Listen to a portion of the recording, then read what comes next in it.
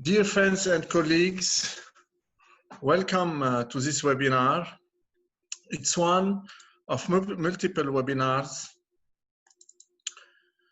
that the Fertility Society did this year to cover a big part of our specialty. Big thanks to Abbott to make it happen today. This evening, we are going to talk about controversies in infertility.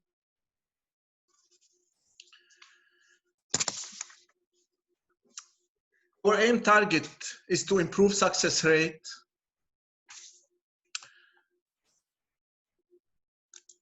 and live birth rate to spread more and more happiness in couples in those Black days. We will discuss today two hot topics that is still controversial. When to operate a uterine malformation to improve fertility. What is the best luteal phase support in 2020? For the uterine malformation, we know that the septum begins to disappear from the 8 weeks of amenorrhea and normally disappear completely after 9 weeks of amenorrhea. The prevalence of uterine malformation in general population is between 4 and 6%, but in recurrent pregnancy loss, it's between 12 and 18%. There's no universal classification system, no RCTs. All studies are observational, prospective descriptive studies. Diagnosis of uterine malformation could be done by 3D ultrasound by 88%, but the best test is hysterosonography, and we can see up to 100% of uterus septum. This is a good classification for uterus septum, which is easy and can put the cutoff to see when it's normal and when the septum begins to be abnormal. In normal uterus, the depth of the septum should be less than 1 centimeter, and the angle should be more than 90 degrees. When it's really septate, the depth is more than 1.5 centimeters, and the angle is less than 90 degrees. When it's bicornuate, we have with the septum a depth of indentation here more than 1 centimeter. So this easy classification can help us to diagnose a septum or a bicornuate uterus and to differentiate from normal arcuate uterus. For the septum of the uterus, we have to see if there is overdiagnosis of this septum with ESHRE and ESGE classification, and when we should offer hysteroscopy only with symptomatic patients or all symptoms when we have measures that indicate a surgery. The second topic we'll study this evening will be about luteal phase support.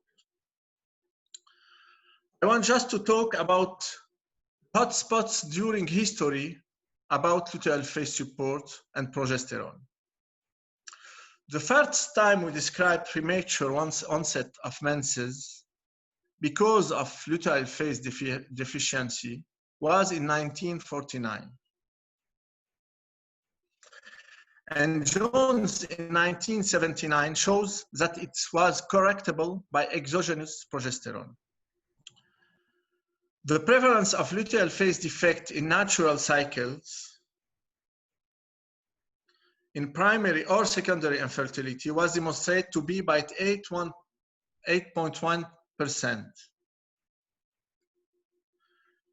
The defective luteal phase in natural cycle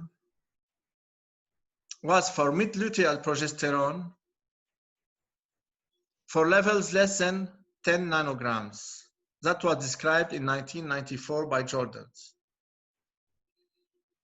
And we know that mid-luteal progesterone levels do not always reflect endometrial maturation. The most reasonable in infertility consensus on a defective luteal phase is a lag of more than 2 days in endometrial histological development compared with the expected day of the cycle. This is very important for the window of implantation to have the best window with the best level of progesterone. What is the role of progesterone? Induced secretory transformation of the endometrium. Progesterone deficiency delays endometrial maturation. Removal of corpus luteum prior to 7 weeks of gestation, we have pregnancy loss. And normal pregnancy was sustained when progesterone was given, even if we remove the corpus luteum. Here we see the importance of progesterone for pregnancy and especially in ART. We know also that in stimulated cycles, the level of progesterone is more higher, but shorter in the luteal phase. Why we have this? It could be from oocyte retrieval. It could be from GnRH agonists. It could be from ESGE, and it could be from many factors, combinations of many factors. How we can use progesterone to optimize our results in luteal phase support, what to consider, when we have to start, when we have to finish in fast cycles, when we have to start, when we have to finish in frozen embryo transfer cycles, what are the different progesterone routes of administration, the patient preferences, and what are the outcomes of all this progesterone. All these topics will be discussed in our webinar this evening. We'll begin with Dr. Elie Snaifer, Assistant Professor at Balmain University and Director of IVF Center at St. George Hospital. He will talk about controversies in the treatment of uterine septum. Thank you, Elie. The floor is yours.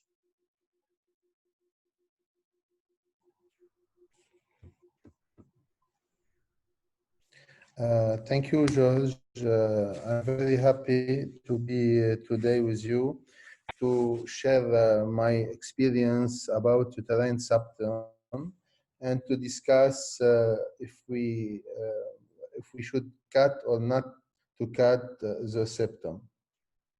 I will share my screen, my own screen. It's okay. I think I will share my own screen.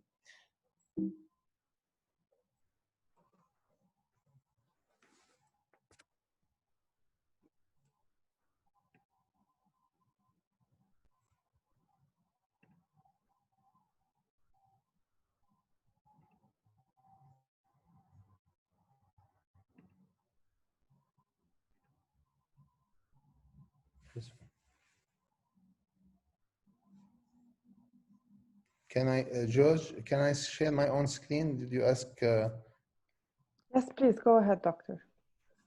Yes, you can, Elie. And if you cannot do it, This one. Okay, perfect. Okay. I will talk today about the treatment of symptom.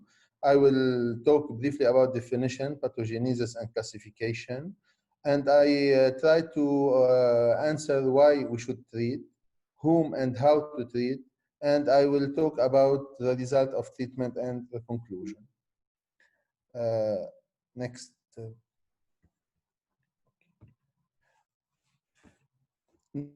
Now, by definition, as you know, the genital tract malformation is a deviation from normal anatomy resulting from embryologic maldevelopment of Mullerian ducts. You know that we have many stages of embryogenesis. We have the development of ducts, we have the canalization of ducts, we have the fusion, and we have the failure of midline septum absorption. In any of this stage, if we have any abnormalities, we can have a problem in the uterus. For example, if we have a failure of midline septum absorption, we have the septated uterus. We have the old classification. We use this classification before, and we divide the malformation in 6 groups. The 7th group was for the eterosterbistron. Now we don't use it again. But what we use mainly, it's a classification of ESHRE and the European Society of Gynecologic Endoscopy. Here we have 6 classes, and as you see, we have the class U2 for the septated uterus. But we have also an independent classification for the cervix and for the vagina. For example, if we have normal cervix, we have the C0, septated cervix C1, etc. And also for the vagina. So we use now the classification of the ESHRE and the ESGE to classify the malformation, uterine malformation. The U2 is the septated uterus, and the T-shaped uterus that I will talk briefly about, it's the U1, the dysmorphic uterus. Now the question is why we treat septum. To answer this question, we should talk about the prevalence of septated uterus. If we see a review done in 2008, we can see that the uterine malformation represent an infertile patient around 70.3% of patient. It's not very significant than the general population that represent around 6%. But if we look to the group of recurrent miscarriage, we can notice that the prevalence of uterine malformation, it's around 16%. Another study done later in 2011 with more study and with high accuracy data show a little bit the same percentage. In the infertile group, we have 8% of malformation, uterine congenital malformation. In recurrent aborted, we have 13%. And if we associate the population with recurrent abortion plus infertility, we can find 24.5% of congenital uterine anomalies. If we go more in this study and we try to see what's the percentage of malformation, what type of uterine malformation we have. In general population, we have the arcuated, we have the septated. If I look to the infertile group, we have more septated. And if I look with the recurrent abortion, and I have more and more septated uterus, around 4%, 4.5%. Again, if I look more in this study, and I exclude the group of arcuated uterus, because when we talk about arcuated uterus, can be 1 millimeter, 2 millimeter, 3 millimeter. Sometimes it's not very significant. But if I exclude the arcuated uterus, I can see that the infertile group represent 5.6% of septated uterus, and the recurrent aborted is about 70.7%, 7.1%. So if we exclude the arcuate, we have around in the infertile group and the recurrent aborted around 7% of various prevalence other than arcuate group. It's the same study. When I exclude in a systematic review, I can see that the septated represent in high risk population the incidence, the prevalence, very important, around 50% of the patient. So when we have an unselected and high-risk population, a systemic review show us when we have infertile group with recurrent abortion, around 15% of septated uterus.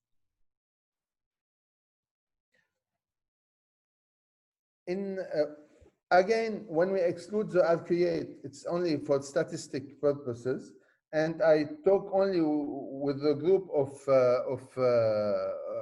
malformation without arcuated uterus. I can notice then in the group of infertile with unselected and high-risk population, around 25% of congenital uterine anomalies, excluding the arcuate uterus. 3 studies was done, 2 in Spain, about the pregnancy outcome and to see the live birth, the term delivery, the preterm delivery, and the abortion. All the study go in the same way. We can see then that in the abortion, when we have septated uterus, we have twice more the general population rate of abortion. The preterm delivery, it's around 15%. It's 3 times more than the normal population. So we can see that the septated uterus can affect the abortion, can affect the preterm delivery and the term delivery. Now they try to study about the number of abortion. So they say there is a change in the rate of abortion with the number if we leave the septated, and in the first time, second time is the same percentage. So a study done in 2006 show that the pregnancy outcome in the first and subsequent pregnancy it's the same. It's not the number of pregnancies that decrease, but it's the anomalies that the septated itself created this problem of miscarriage of preterm delivery. Here we have a review done in 2011 about the reproductive outcome in women with septate and subseptated uterus. A systemic review shows that the conception rate is 15% less than normal population, and we have around 3 times more first trimester miscarriage, and we have 2 times more of second trimester miscarriage, and 2 times more of preterm labor. Again, in this review in 2014, we have the same data, but we can also see in the IUGR, we have 3.6 more time than normal population IUGR. And this because, for example, of preterm delivery or of problem in the vascularization of the uterus. In a very interesting article in England, done it's very recent, in 2019, the major of this article was to show that there is no effect of the anomalies, uterine anomalies, in the IVF outcome. But when we look about this, and there is an important thing here, the major anomalies, we can see that there is a decrease in all the pregnancy, clinical and live birth pregnancy. It's good to say that it's not effect, but in the major anomalies, it's effect. And the presence of uterine abnormalities is more severe than arcuate uterus, significantly worsen all pregnancy outcome. Now, where is the difficulty in defining normal and abnormal uterus? When we can see, when we can say this uterus we should treat it and this uterus, we should not treat it. It's a gray zone. There is a border between normal and abnormal uterus in case of congenital anomalies, making the problem more complicated when we know that the endometrium during the cycle is up to change, and the size and shape of the uterus will change also through age. And we can see also that with during the cycle, the motility of the uterus will change. So we have many changes. It's a dynamic structure. The uterus is a dynamic structure that change with the cycle, change with age, and with parity. Here we can see in a study done in 2013 that the uterine length is in relation to age of the patient. It's more around age of 40, but it will decrease after menopause. But we can see also that the uterus increases with gravity and is associated with greater uterine length. This difference persists through life.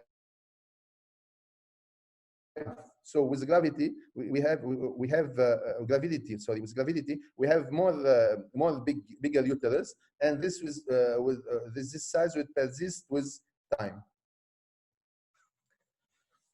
Now, why we should treat? The philosophy of treatment of septum comes because we study a ratio that we called before a golden length width ratio. We know that the best age for conception, the best fertility rate of conception in women is around 22 years old. Around this age, the uterus has a ratio of 1.61, the ratio of length slash width. It's a golden ratio. With age, this ratio will change. The uterus become more larger and less long. It will be more shorter and more larger. So what we try to do is to correct the uterus and to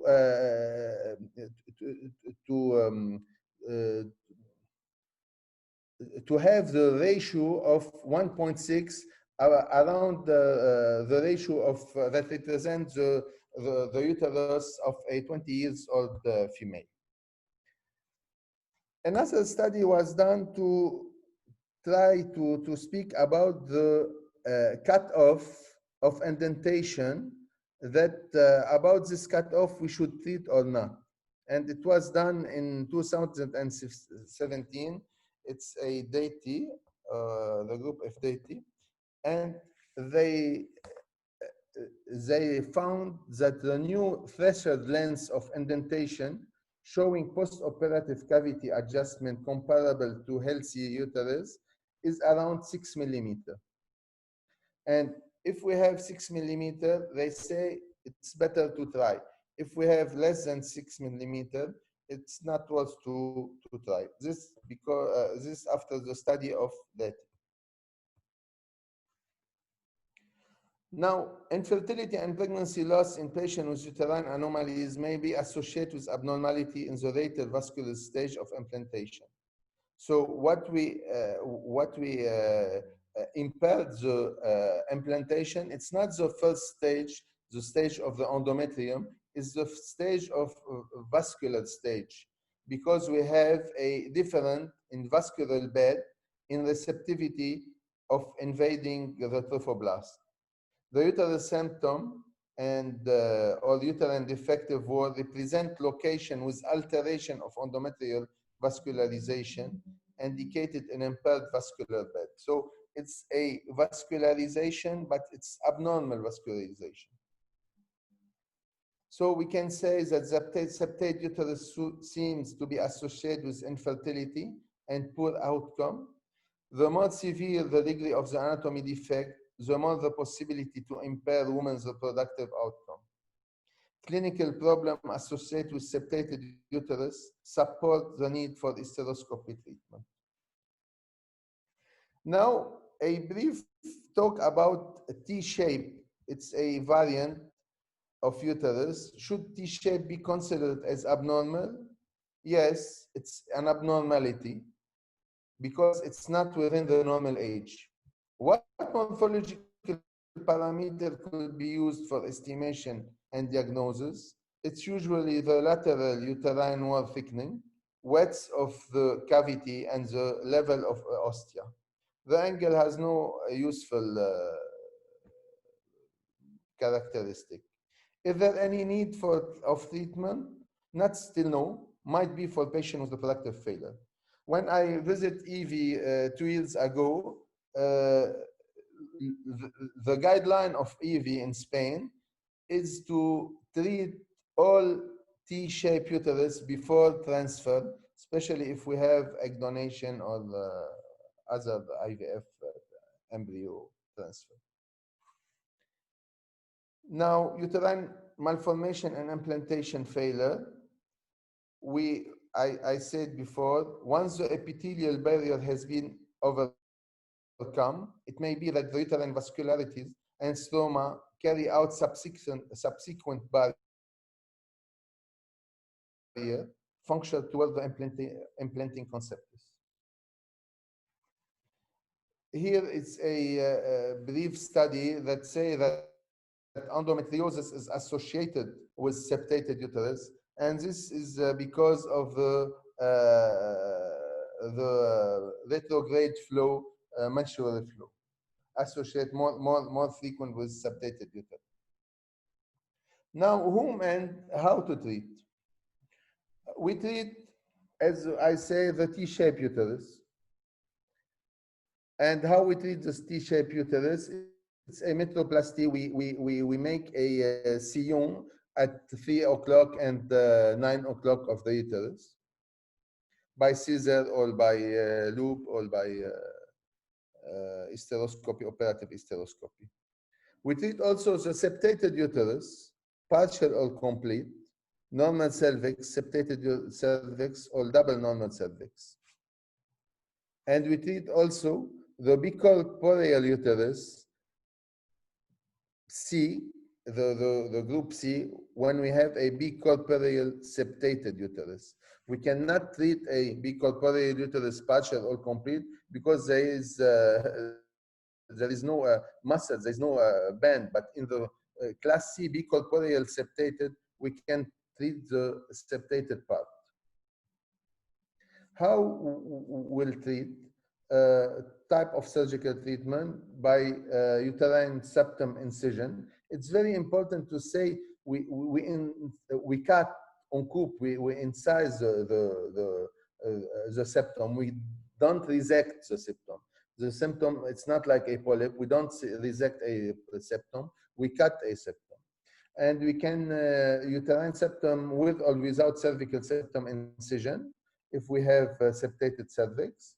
If we have double cervix, we can make a uterine septum incision above the cervix. And if we have bicorporeal septated, we have incision of the septate part. Now the surgical modalities: mechanical incision with scissor, incision with bipolar needle, incision with the use of resectoscope, and incision with laser. Dr. Abitayeh show us an example of resection. I will not show you again this part.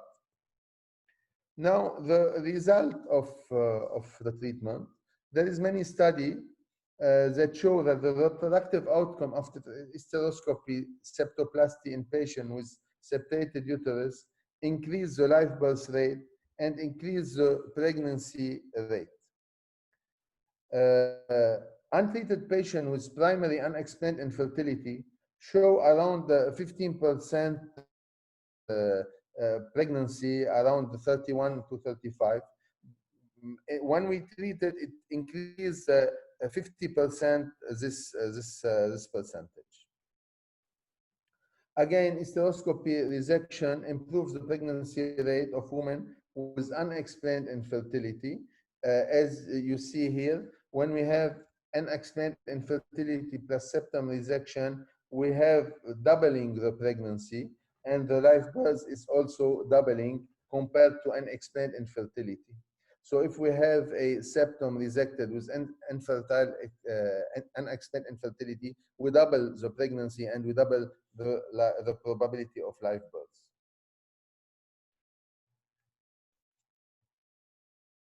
Again, here we can see the clinical implication of the uterine malformation and hysteroscopy with infertility. It's very important to say that the uterine malformation and hysteroscopy is frequent with infertility group and with recurrent abortion. The effect of hysteroscopy treatment of a septum on the probability of spontaneous abortion will decrease 60% when we treat the septum.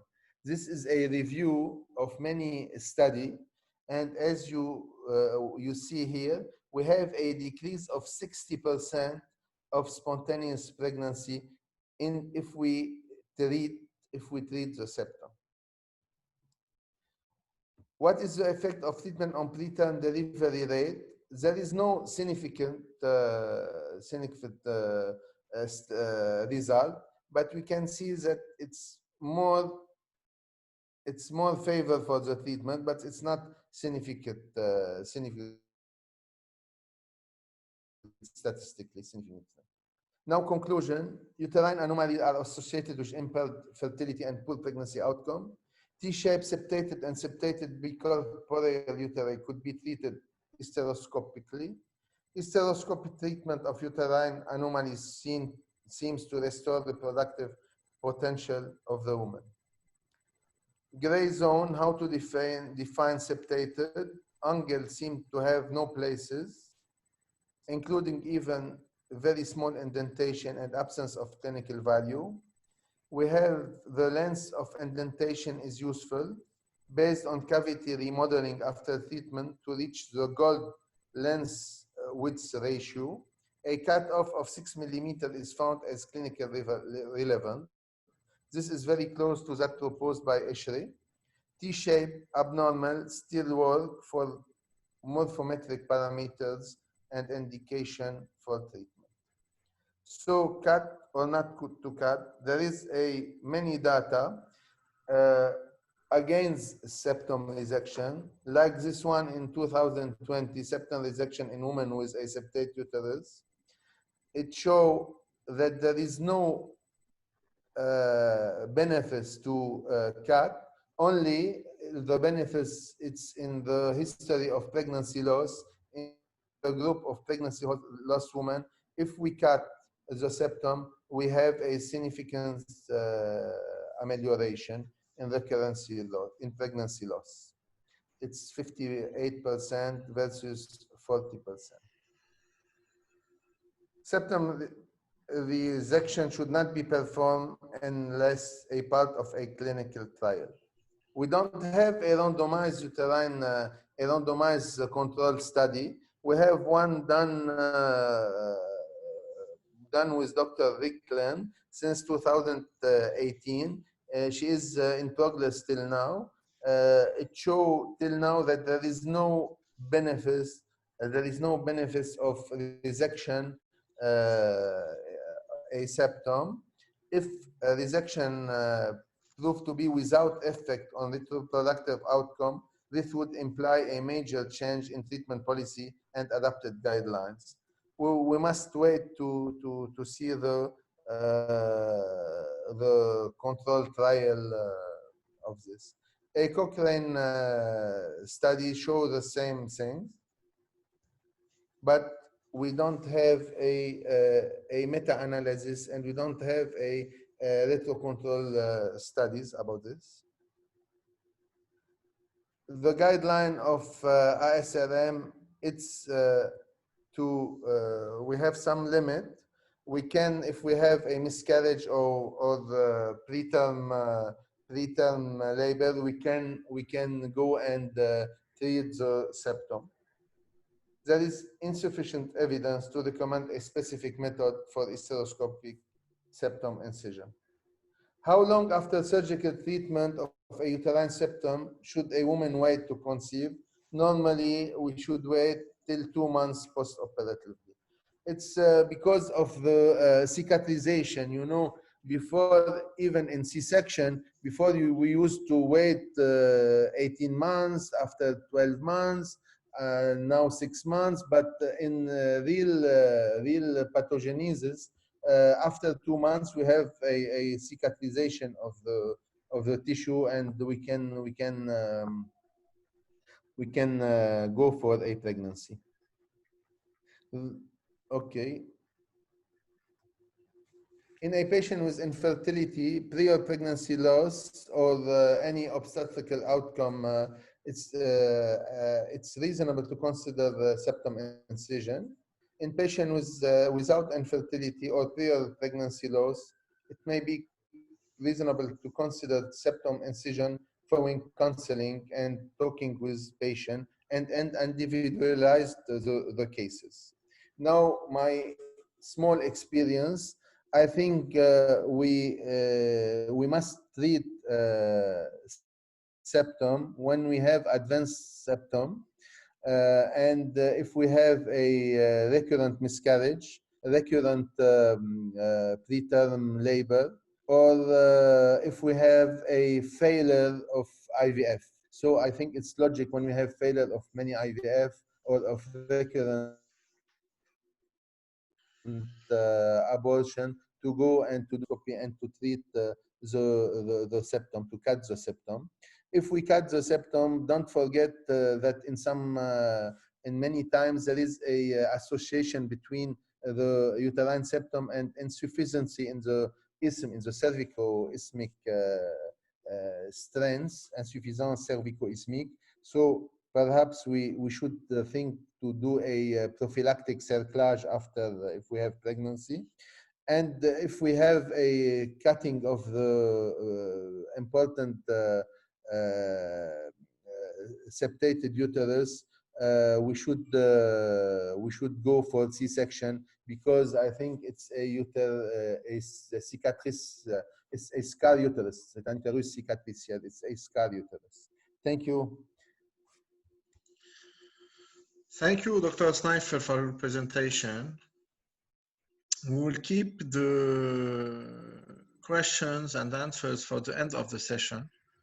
Now we pass the turn to Dr. Fakih. Dr. Fakih is professor at the Lebanese University and is director of Al-Hadi IVF Center. He will talk about controversies in luteal phase support. Please, Dr. Fakih, you can begin. سكرين مش حامل سكرين. اوكي عم نشوف سكرين مش الحال. Perfect, Dr. Fakih, you can begin. So, good evening, everybody.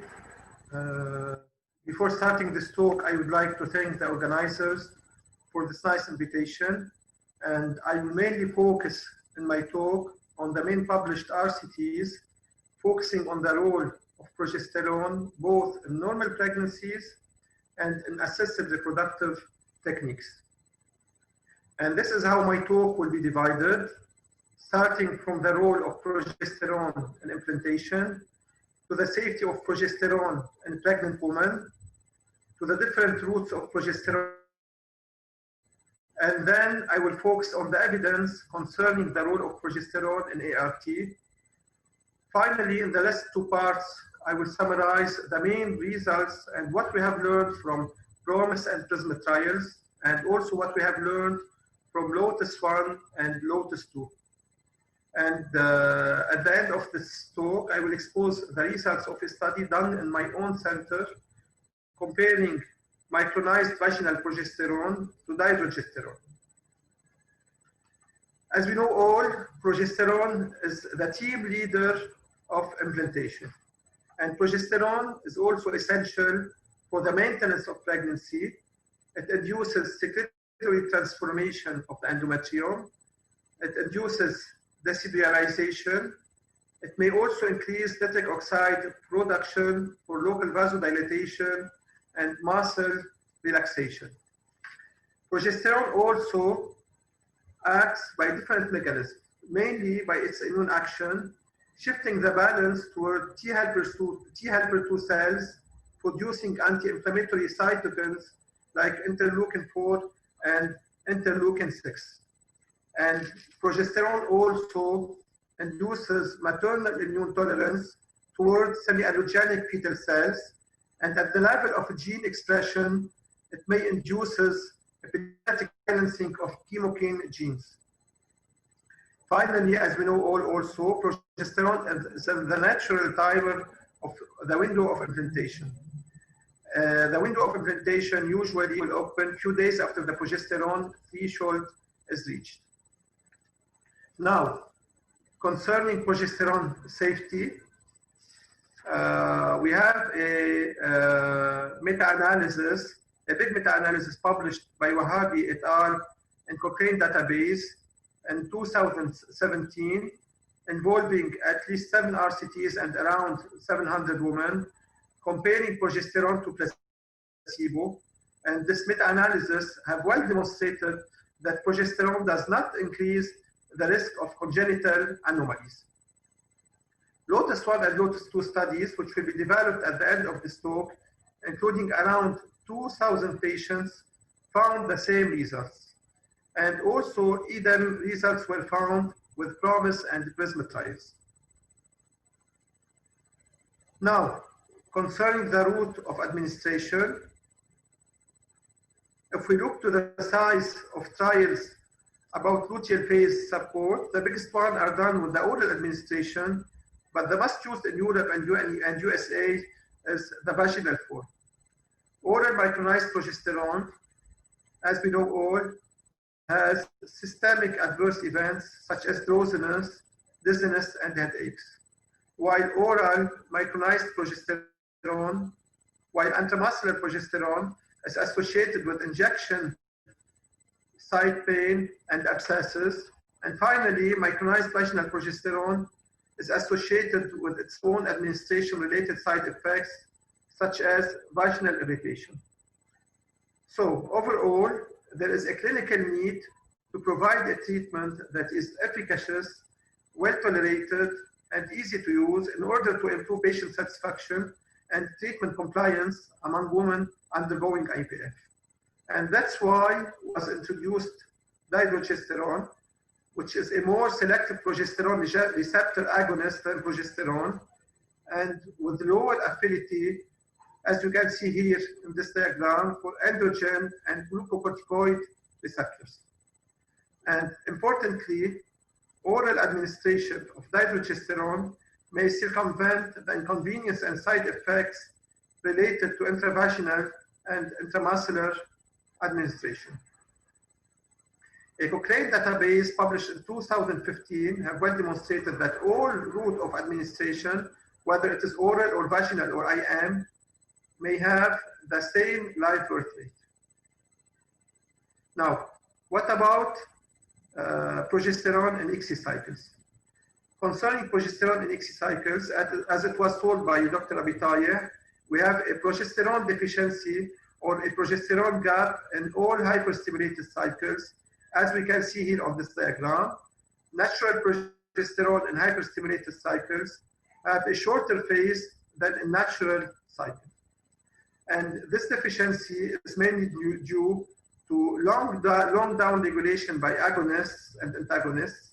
It could also be due to damage of the granulosa cells during egg collection, but also to supraphysiological level of estradiol and its luteolytic effect. Moreover, HCG given to trigger ovulation may induce a suppression of LH. And the Cochrane database have well demonstrated that live birth rate in ESGE cycles supplemented with progesterone is around 2 times higher than placebo supplemented cycles. But there were no difference between live birth rate between HCG supplemented cycles versus progesterone. The main problem with HCG, as we know all, is hyperstimulation syndrome. And the risk is 2 times higher with HCG versus progesterone.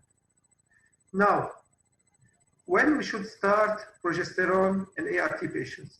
We have at least 2 studies finding that there is a statistical difference in clinical pregnancy rate, but not in live birth rate, between day 2 and day 0, and also between day 3 and day 6.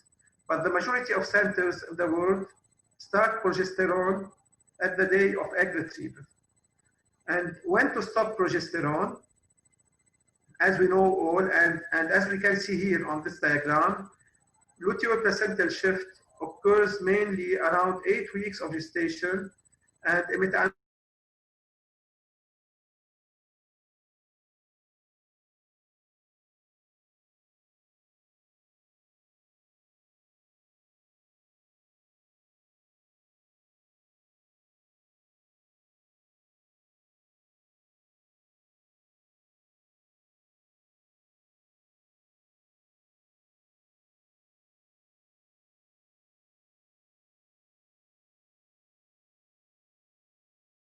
in recurrent miscarriages, studying the role of progesterone in women with unexplained recurrent miscarriages, and the PRISM trial, PRISM for progesterone in spontaneous miscarriages, studying the role of progesterone in women with first trimester bleeding. Women with at least 3 miscarriages were involved in the PROMISE trial. In PROMISE trials, 45 hospitals in the United Kingdom and in Netherlands contribute to this study. 836 patients were randomized between either placebo or 400 milligram of micronized vaginal progesterone, BID, between 6 and 12 weeks of gestation.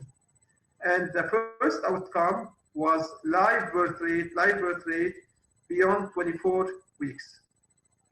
Conclusion of PROMISE trial: we have at least 3% tendency greater live birth rate with progesterone administration, but with substantial statistical uncertainty. And this tendency was mainly evident, as we can see here on this first plot, after 4 miscarriages. So this is PROMISE trial. What about PRISM trial?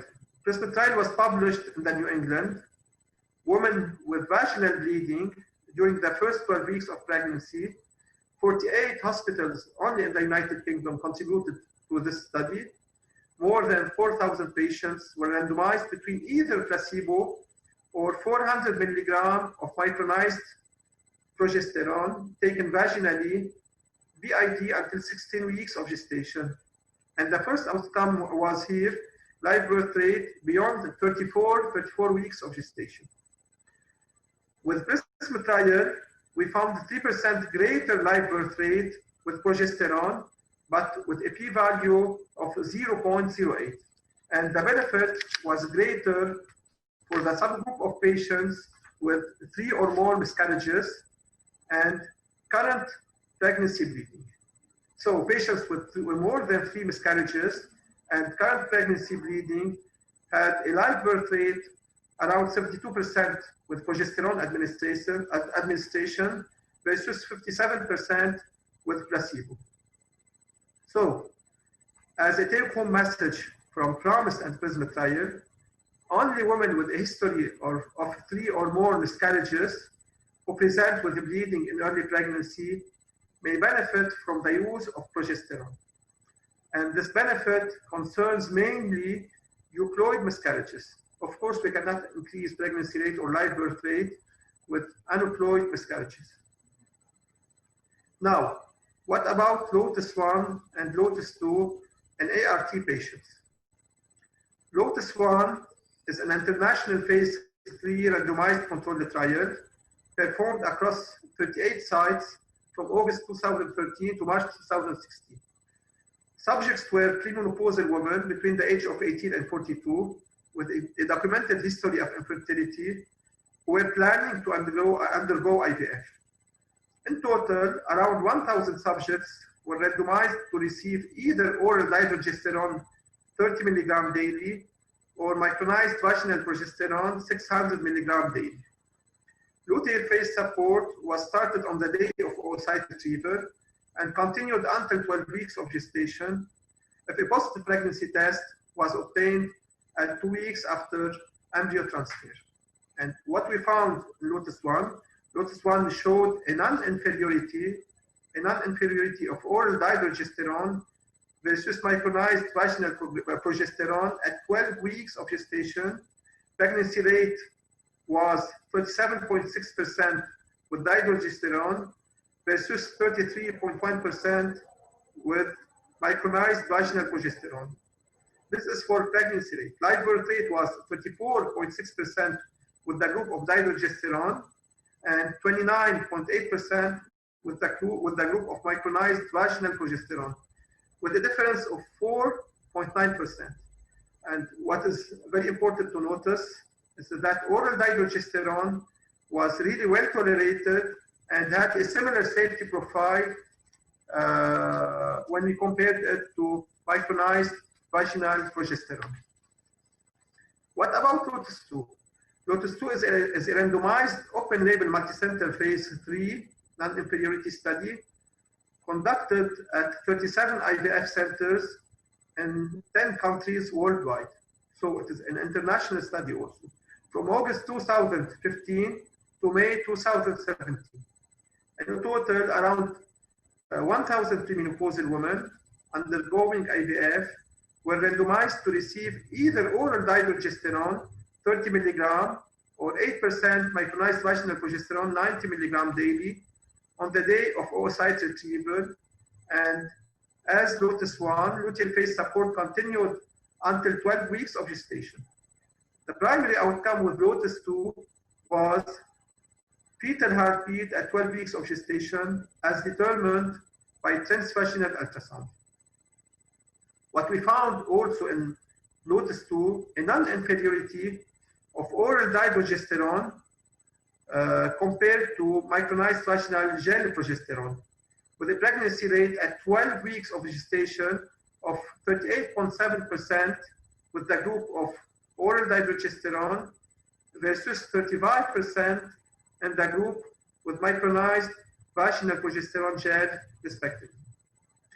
Also in this study, in Lotus 2, oral dydrogesterone was well tolerated and had a similar safety profile to micronized vaginal progesterone gel.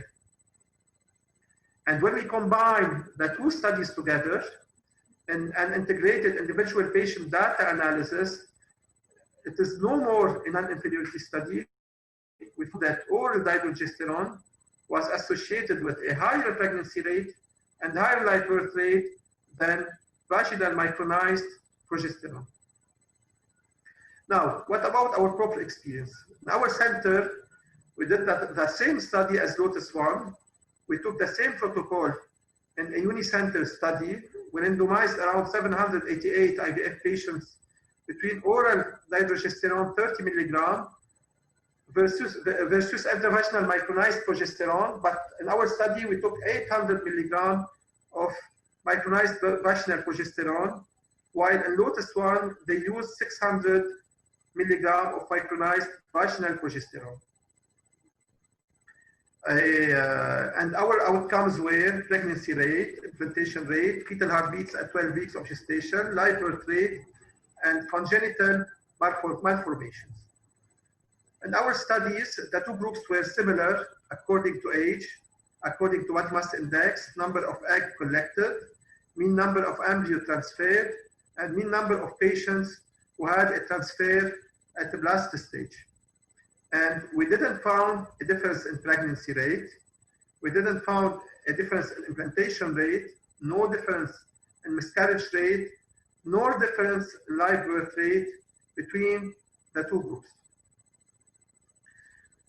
As take-home messages for this talk, progesterone is the team leader of implantation.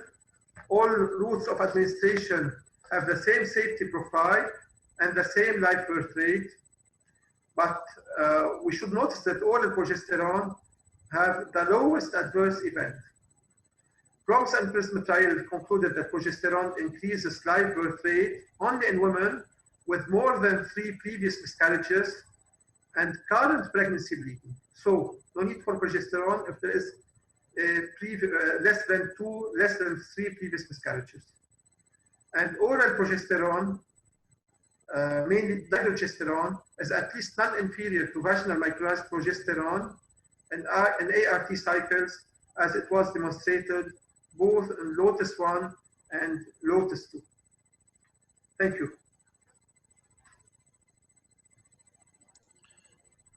Thank you, Dr. Fakih, for this beautiful presentation. Now we'll have some questions. The first question is for Dr. Snaifer. Dr. Snaifer, you hear me? Yes. So the first question is about T-shaped uterus. The attendee is asking if there's still T-shaped uterus actually, because it was due to distal ban, and now all the people with distal ban are already infertile. They are more than 50 years old. So you are still seeing people with a T-shaped uterus. The T-shape, it's not the distal band. If you look to the classification, the distal band in the new classification, there is no distal band. In the classification, the old classification, there was a part for distal band. But now, because there is no more woman with a distal band, only if they want to go to donation, for example, after 50 years, it's not logic. But no, we have an entity of T-shape. We have an entity of T-shape without distal band. The T-shape, it's a class U1. It's not the distal band. It's a pathologic. It's a pathologic abnormalities with the thickening of the myometrium. We can see it in a young woman when we ask, for example, for the hysterosalpingogram, and we can see that we have a T-shape. It's not necessary because of a distal band. The entity distal band, it's another. It's not the T-shape. George, can I comment on this question? Yes. There is a huge data in the Netherlands. A study was published in Fertility Sterility in 2016, if I remember well. They had around 250 T-shaped uterus. Only 30% had a history of T-cell exposure. 70% of their data, of their population, had no history of the DHL exposure. So it is a congenital malformation. It's not only due to DHL. Perfect. A second question also for Dr. Snaifer. They're asking about hysteroplasty. What do you think about lateral hysteroplasty and the side effects in infertility? It's the métroplastie. In French, we talk about métroplastie d'agrandissement. Hysteroplasty. When we have a T-shape, we go by hysteroscopy, by office hysteroscopy. It's like a tunnel. We don't see the corn, we don't see the ostia, and we must go laterally to see. It's a T-shape, and so how we treat it? We go and we make a sillon, a incision, lateral incision, even by scissor or by cutting. Quick cutting to increase. Normally, it will not affect the infertility. I think it will give more relaxability to the uterus. It will be more physiologic shape. And I talk about the golden ratio, length over the width, about 1.6. So it will remodel the uterus, and it will increase the implantation. Now, if we go and we do with ball cautery and we do with many, it will create synecia. We must do it when we know how to do it, and to do when we have the experience to do it. But if we want to do it and we don't know how to do it, we can make perforation. We can make many things. Okay, thank you. Elie, just one more question for you. They are asking, it's in French, if you can answer in French also. if we can remove a septum, a symptomatic symptom. If you see it on the ultrasound occasionally, do you remove the septum or not? No, it's asymptomatic. There is not a symptom with I speak in English or in French? French, if you want. Il n'y a pas de symptomatologie pour un symptôme. Les conséquences d'un septum, d'une cloison, c'est bien ou bien de faire des fausses couches à répétition ou de faire des échecs d'implantation post-IVF ou bien un accouchement prématuré ou une insuffisance cervico-ismique qui nécessite une fausse couche tardive due à une dilatation cervicale ou bien, je ne sais pas, il y a d'autres trucs, ou bien à une malprésentation. Mais la question, elle est juste si tu vois un septum de façon occasionnelle à l'échographie. Cette patiente peut-être n'est même pas mariée.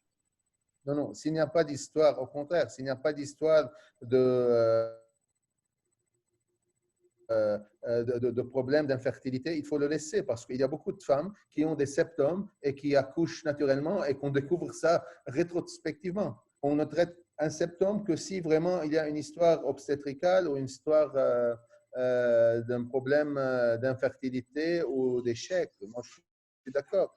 On ne traite pas l'image, on traite les conséquences de l'image.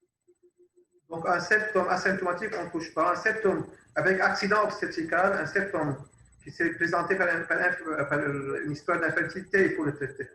Elie, est-ce que je peux poser une question à Elie? Elie, vous avez évoqué la question de cerclage après l'éjection de septum. Moi, à ce que je sais, il n'y a pas un consensus mondial sur le cerclage après l'éjection de septum. Est-ce que vous avez lu ça quelque part ou bien c'est votre propre expérience personnelle? J'ai mis ça dans l'expérience quand on était à Paris et on avait des septums. Quand on avait des septums, surtout au total, qui arrivent jusqu'à l'isthme, il est fortement associé avec des incompétences cervico-isthmiques et il préférait faire des cerclages. Et moi, c'est ce que je fais parce que quand on fait le test à la bougie de Hegar numéro 8, tu es francophone, tu connais un peu, toi et Georges, les choses. On fait, parce que les Américains ne font pas ça. Quand on fait un test à la bougie de Hegar, on voit que ça entre facilement avec une section de cloison totale. Maintenant, si on a une petite cloison qu'on a enlevée, non, je suis d'accord avec toi, on ne va pas faire un cerclage. D'accord. Si c'est une cloison. Ça a été compris par tout. Il faut cercler après la résection de septum. Si on a un col compétent à l'échographie après l'éjection de septum, moi, par expérience personnelle, je cercle pas. Georges, est-ce que tu cercles si tu as un col compétent à l'échographie à 14 semaines, à 12 semaines? Non. Sinon, il y a une association, comme Elie a dit, entre un peu un utérus avec un septum et un myomètre qui est un peu fin et une incompétence du col. Tu peux plus peut-être trouver des incompétences de col après une réduction complète de septum. It's a question for you too, if you can answer for it. It's about ismocell. If you have implantation failure and you have ismocell, do you operate with hysteroscopy? Est-ce que je peux répondre? Yes. D'accord. If you can answer in English, Chadi, the question. Yes, of course. Concerning the ismocells, they can lead to ESGE failure by two mechanisms. The first mechanism, the accumulation of blood inside the ismocell may produce inflammation, cytokines, interleukin, TNF-alpha. It was published by Fertility Society last year. And this accumulation of blood may decrease implantation rate, may affect the implantation of the embryo inside the endometrium. The other mechanism by which the ismocell may affect implantation, it is a mechanical mechanism. So it may alter the motility of the uterus. Even if we implant the embryo at the fundus, when we have ismocell, there is an increased risk of implantation of the embryo near the ismocell, as we have a negative pressure that can pull the embryo to the down. So if we have an hematometry, if you have an accumulation of blood, not only in the, inside the isthmus cell, and also, but also in the fundus, this is an indication to resect the isthmus cell. It could be resected either by hysteroscopy, and but if we don't have a safety distance at the myometrium more than 3 millimeters, we should go by surgery. And the surgery we could be do either vaginally. There is a group of a cohort of patients done, I think, in Greek, done by resection, by vaginal resection of the isthmus cell. Either or we can do it by abdominal approach. So a small isthmus cell with not too much blood accumulated inside this isthmus cell is not an indication, and is not a cause of IVF or ART failure. But a big one with an hematometry, with a previous failure of ESGE, I think it should be an indication to treat before ART. ما بعرف إذا دكتور سنايفر يصير لي دكتور أو no. Elie, you want to add something? I agree with Chadi. The isthmus cell, it's a recent problem because now we are looking for it. We used before when we have bleeding, spotting, coffee ground, we give progesterone, and we don't know before the entity of isthmus cell. Now with the use of Vicryl, because before we use catgut, and the catgut it's more physiologic for the cicatrization. With the use of Vicryl, we have more and more formation of isthmus cell. And I think this isthmus cell is little bit like Chadi say, like the effect of hydrosalpinx, because it accumulates many products, methylcytokine, personally, I think it's one of the important causes of secondary infertility. When I have my consult, I'm facing a couple with secondary infertility. 90% when I ask them, they say I have a previous C-section, and I think it could have an important role. I treated many times, and I have a spontaneous pregnancy after. But to go to IVF, usually my way to do when I have to go to make IVF for a woman with a previous C-section, I go before IVF for hysteroscopy, systematically hysteroscopy. And if I have a isthmus cell, I remove it by hysteroscopy. Now, as Chadi say, we can remove it by vaginally, and I used to do it, and it's Fernandez who teach me how to inflammar, to remove it by vaginally. It's very easy because some schools say we go by robotic, we go by laparoscopy. I think it's very difficult. It's like Chadi say, if we can do it by hysteroscopy, it's good. It's not by vaginal. It's very easy. We make a, like we do a on refoule la vessie. We dissect the bladder. We identify the isthmus cell, and we make a cut, and we put a stitch, and it's very easy. The important things to ask the patient about the symptoms. After the period, do you see a coffee ground secretion? And when they had a 5, 6, 7 days of coffee ground appearance, it affects the endometrium because it's go till the ovulation. And I think it's very important to think about cause of secondary infertility. Perfect. And just a question also about septum, uterus septum.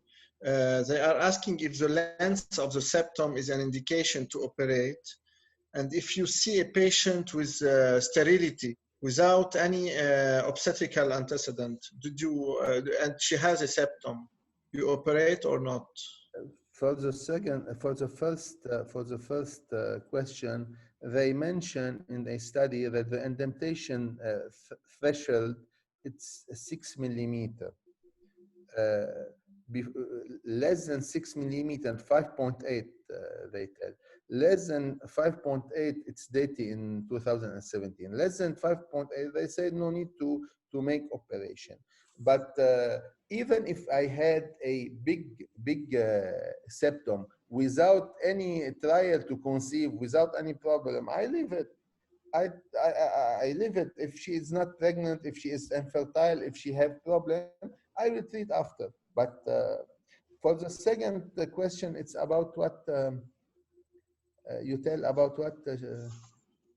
Second questions, if you answer, I think, if there's a patient, infertile patient, and she has a septum without any previous pregnancy.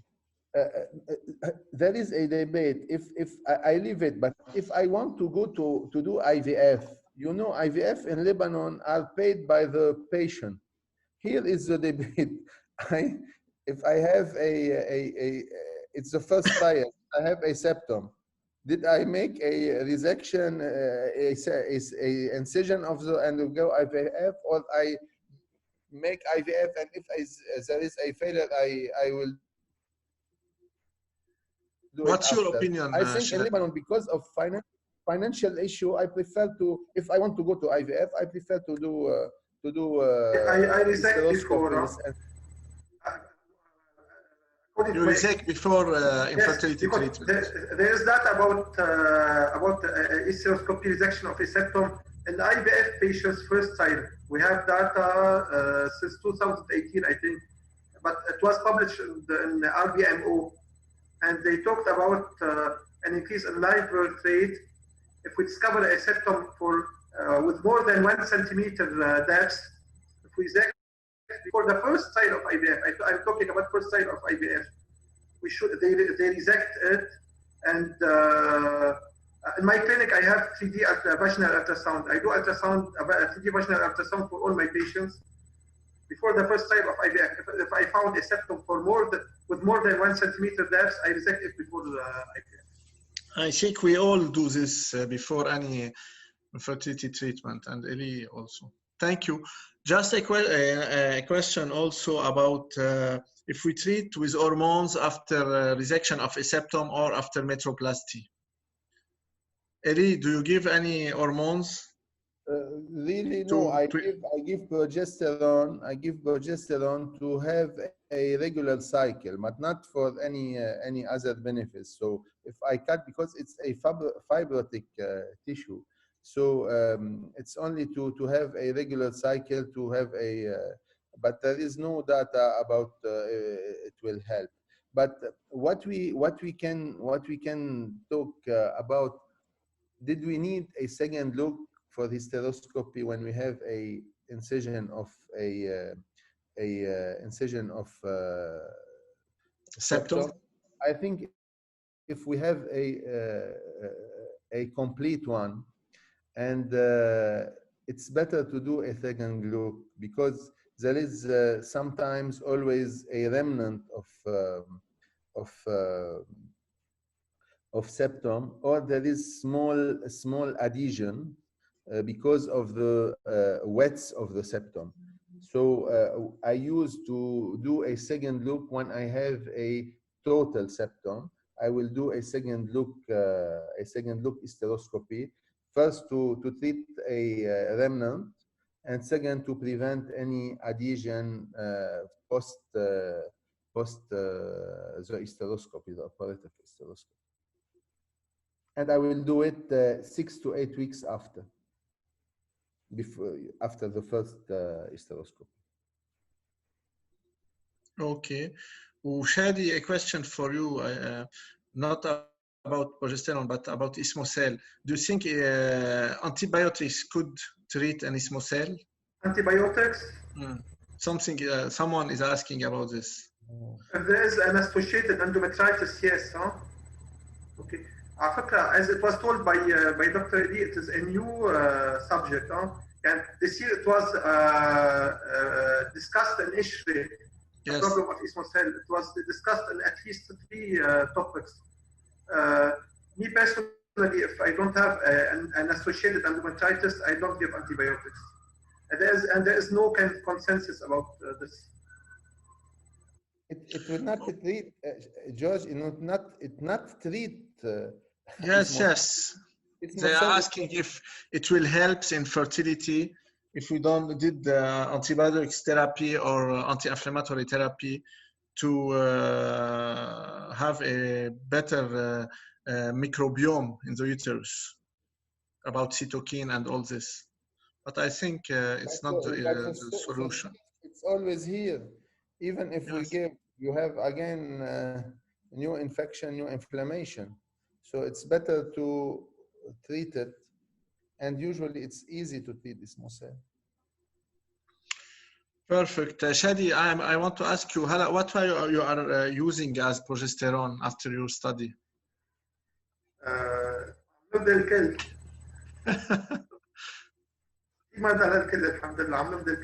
I use all oral intramuscular. Intramuscular rarely. Why? Because it is not supported by the patients for a long term. Yes. Sub-Q, I use sub-Q, I use oral, I use vaginal.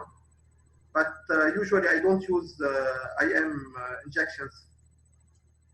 I don't know if you have the same experience as me, because when you will give the IM injections for 12 weeks, we will end with too much local irritation, too much abscess at the site of injection, too much local irritation. Too much pain. I agree. For intramuscular, it's complicated and it's difficult to use it for a long term. It is the cheapest one, but with more side effects.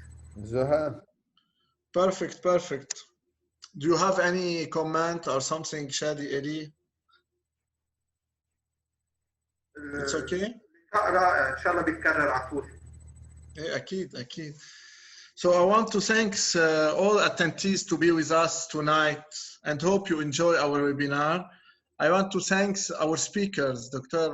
Snaifer and Dr. Fakih. Really, it was clear and useful presentation. It was amazing to hear your presentation. Big thanks to Abbott, our sponsor tonight, and its teams to help us to make this webinar happen. Thanks to Science Pro also for the technical support as usual for the Lebanese Fertility Society. The Lebanese Fertility Society and Abbott, thank you for attending this event and wish you a nice evening.